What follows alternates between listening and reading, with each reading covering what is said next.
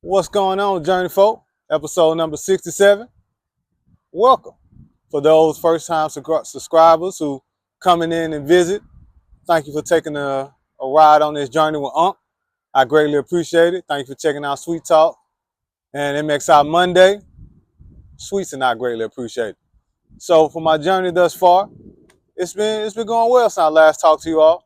Had an amazing interview today with a company via Zoom.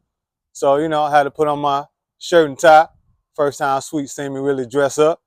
So, she gave your boy the eye. She gave your boy the eye. She was checking me out. She was checking me out. I'm a little different in the shirts and tie.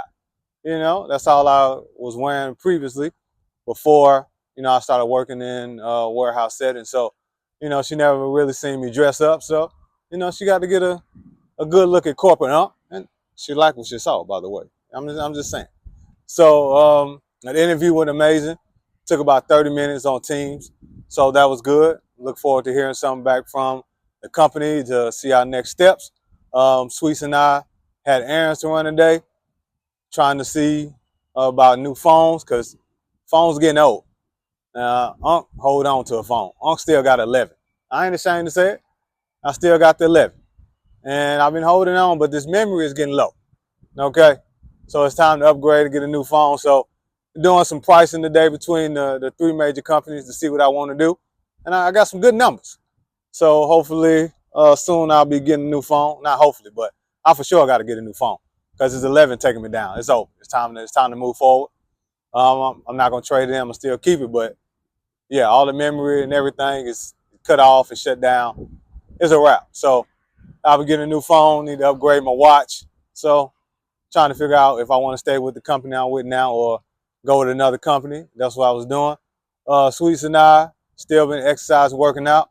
So I tried one of those acai bowls, and it wasn't the best. I didn't enjoy it as much as everybody's saying they enjoyed it. I didn't really enjoy it. I enjoyed the toppings on front, but the base, it wasn't good at all. I did not like that puree they had in there. So I don't see what the hype was about.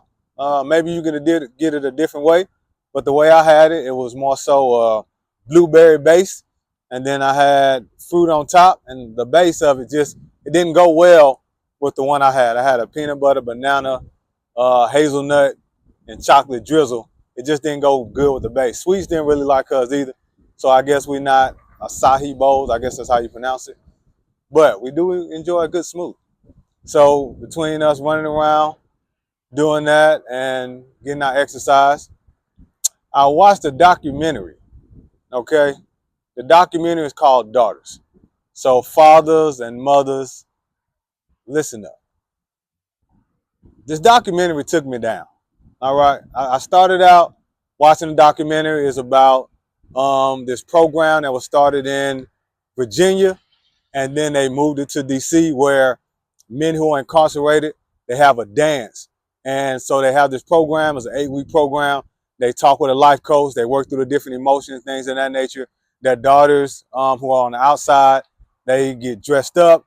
They bring them into the prison, and they have a dance, and they're with their fathers for 6 hours.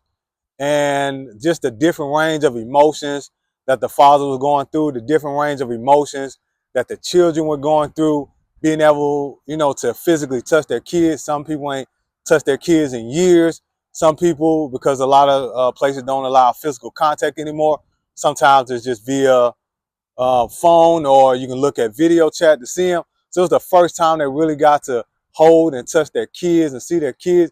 And at first, just a little tear.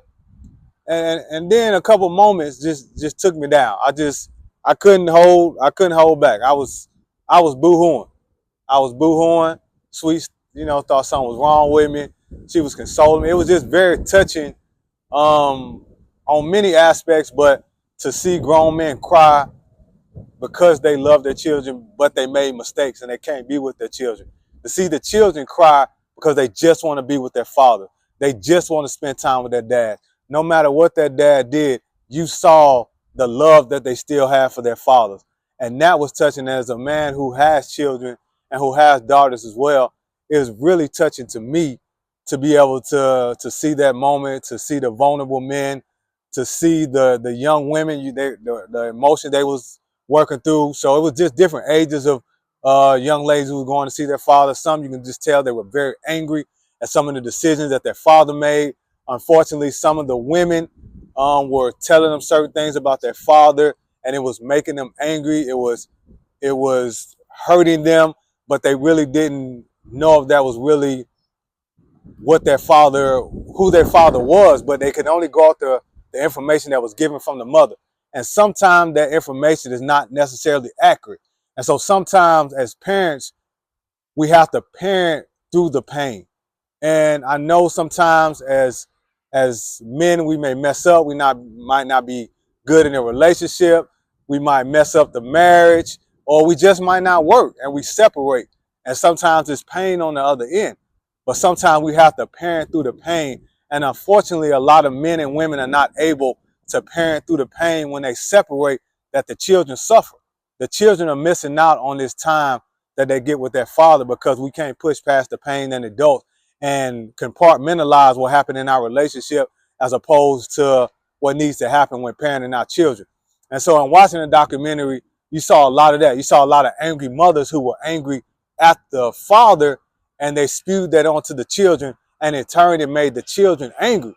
But however, when they got a chance to see their fathers, when they got a chance to spend their time with them through the dance, they were able to see that it was different. They just loved their daughters. Yes, they made mistakes. Yes, they should be there for their children, but they're incarcerated. But all the daughters wanted to do was just spend their time to love, hug on their fathers, and enjoy that 6 hours without anybody else. The mothers wasn't allowed. Nobody else was allowed in there, just the fathers and their daughter. And that was very touching to me. It's something I recommend that people watch. It's called Daughters. It's on Netflix. I sent the link to a couple of my male friends and a couple of my group chats for them to watch, because just as a father, man, it just breaks your heart to know that no matter what we do, sometimes our children still love us as men. They just want us there. And you can see the impact it was having on the children and on the household when the fathers wasn't there.